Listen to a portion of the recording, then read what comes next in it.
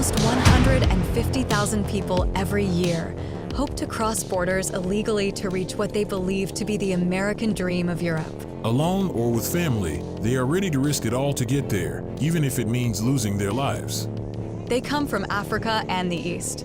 Largest domestic deportation operation in American history. Is anybody capable of reporting the human suffering of leaving their homeland, dragging their women and children and going somewhere? That suffering, can anybody report ever, I'm asking? The Delhi police says Omar Khalid mobilized illegal Bangladeshi migrants. We have jails being emptied into our country. We have mental institutions from all over the world being emptied into our country. Drugs are pouring in at levels never seen before, 10 times what we had. Trump has called for deportation of 1 million illegal immigrants. Around 12.3 million of them were allowed to enter during the Biden administration. Murder, rape, drug dealing, assault, you name it. This became a huge election issue. 13,099 murderers released into our country over the last 3 years. But what resident of what blue state says, you know what, America's better off with 20,000 rapists being released into this country? Once deported, these immigrants will face the terrible conditions of their home country. The story has two faces to it. One is the side of the migrant and the troubles he has to go through, and the other is the pain caused to the country they reach. Both are unimaginable. All of this started because affluent countries don't seem to care about the larger world. The US and Europe seem to be busy peddling with governments and democracies all over the world. In the independent country of Hawaii, it's 1893 and the US is feeling like the Hawaiian Queen is a threat to American control over sugar. It's sugar that's being grown by the descendants of white American missionaries who had settled in Hawaii over the years. So the US sends a military ship with hundreds of troops to show up to Honolulu, and they overthrow the Queen, installing one of those descendants of the Christian missionaries, Sanford B. Dole, as the new president. Notice his last name? Yeah, this coup was one of the US's first, and it set the stage not only for the new Hawaiian president's family to grow their powerful international corporation, which was based in Hawaii, but also for Hawaii to be annexed, to become a part of the United States. It was really a turning point in showing how the US could remove leaders from power in faraway places, something that they start to do a lot more of. For example, Afghanistan. In 2021, they let the Afghanistan government get destroyed by the Taliban, which led to a lot of religious persecution. Officially, 114,000 people applied for refugee status in Europe. Many more would have come to Europe illegally. If you see the statistics, most migrants come from Syria, Iraq, and Afghanistan. These people migrate because of war caused by NATO. The state of these countries is such, it's terrible to live there. When you see the stats for US, most of them come from South American countries. United States has meddled a lot with governments there. There is a history of regime change and exploitation by US companies. In the long run, it has led to terrible poverty and questionable law and order. Millions of people want to move to the US and other regions just to be safe. The current migrant issue is their own making. Same is the case with Bangladesh and Pakistan. The British divided India and let migration happen during partition. This killed around 2 million people. Religious persecution still continues till date in Bangladesh and Pakistan, and many people want to come to India. Another reason is some communities want to change demographics of regions in India and Europe. They try to migrate for that. During the Delhi riots, migrants joined forces with the political outfits in India to cause enormous damage. Delhi police says Omar Khalid mobilized illegal Bangladeshi migrants from Jahangirpuri to Shaheen Bagh and then to Jafarabad, where the violence took place, which was the site of the violence. Police further apprising the court of how violence and arson was of such magnitude that it seemed like Delhi was held at ransom. So that's the submissions made by the police. Says each protest site was engineered by some of those involved in conspiring. These are visuals from UK where political leaders used migrants for mass protests. You are in a crisis. You went to the Muslim countries and you imported the garbage that the Muslim countries wanted to put in prison or isolate away from society. You went and you imported them. Why? For cheap labor. But these Islamist extremists, they don't want to work, they want free welfare. They want to marry French women, blonde hair, blue eyes. They don't have time to work. So look at Poland. They don't complain from Islamic extremism, not a single terrorist attack in Poland. The moment they sense there's a problem, they crack down on it. Polish policy, beautiful. The French, no, come. When they come, they use the resources. They go to Washington, D.C., and they sit in Congress. They support the Iranian regime. They go against the sanctions in Congress, right, with their hijab.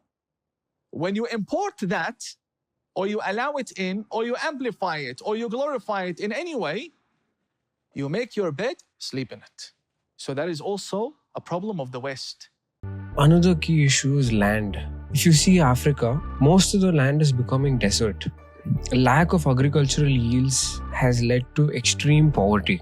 Hunger and terrible human conditions are forcing people to migrate and move to affluent countries.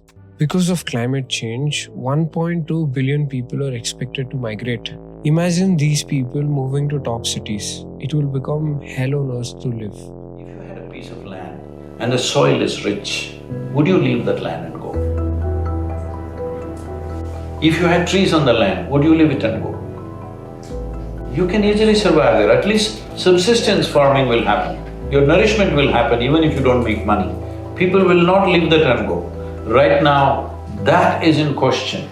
Basic nourishment is in question. So in the last 40 years, we have taken out nearly 37% of the world's topsoil out. It doesn't exist anymore. We've eaten it, we've thrown it, we've done something with it, but it's not where it should be. So we have soil for another 80 to 100 crops. What is our plan for tomorrow? By 2035, they're expecting massive food shortages simply because this time, usually it is famines happen because of lack of water. But today we have the capacity to transport water through pipelines and canals. But this time it's going to happen because of lack of soil. They're calling this as soil extinction. Every year, thousands of people are drowning in the waters. They are not reported. Media will not report that. Nobody wants to report that because they're unwanted people. But some deaths will be reported. Deaths are reported. Is anybody capable of reporting the human suffering of leaving their homeland, dragging their women and children and going somewhere? That suffering, can anybody report ever, I'm asking? Is death the only thing that matters? Human suffering matters, isn't it? Human suffering cannot be reported by news media. Only if deaths happen, they will say 100 people died, 200 people died, but that is not the real thing. Those thousands of people who left their homelands where they have lived forever and coming and desperately looking here and there, losing their wives and children and husbands and searching here and there, this is not a small thing. Especially for women and children, it is a horror story. 1 or 2 generations go through real horror story.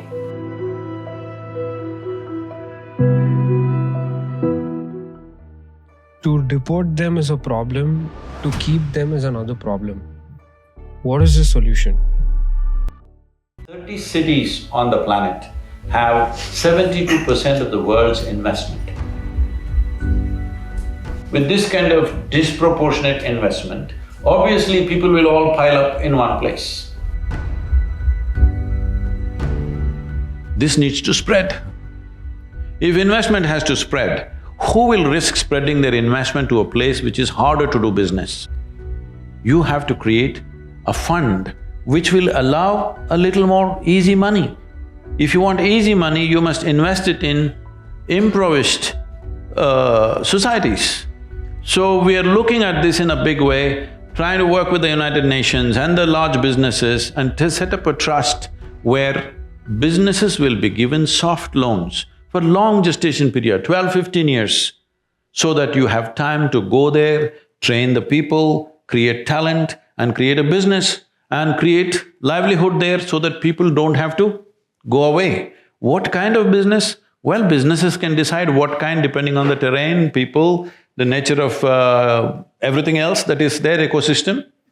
But if we don't do this now, that if we don't spread the world's investment into various areas, you will see when one segment of population is living with so much comfort and well-being. Another segment has nothing. You cannot control it. All these years you controlled it because there was no transportation, you understand? Now everybody has transportation. When 1.5 billion people start moving, not one wall, people will try to build walls everywhere. And wall is a solution only till the tide is of a certain level. When the tide increases, it'll fall over the wall. One way or the other they will come in. It doesn't matter what kind of barriers you put up, in the next 10 years' time, they will come anyway unless you put investments in various places and create livelihoods. Migrants do cause issues in the countries they reach, but deportation is not the solution. Countries are pouring in billions of dollars into military, orchestrating regime changes to benefit someone. Millions of people are suffering so much. Families and countries are totally devastated. These migrants go through terrible hardship. They walk through deserts for months with no food, crossing oceans, hanging on trains for weeks on end, only to save themselves from the terrible conditions at home.